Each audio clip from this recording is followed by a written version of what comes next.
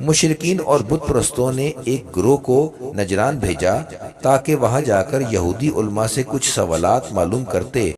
और इसका जवाब रसूलुल्लाह सल्लल्लाहु अलैहि वसल्लम से जाकर पूछें ताकि वो इनका जवाब ना दे सकें।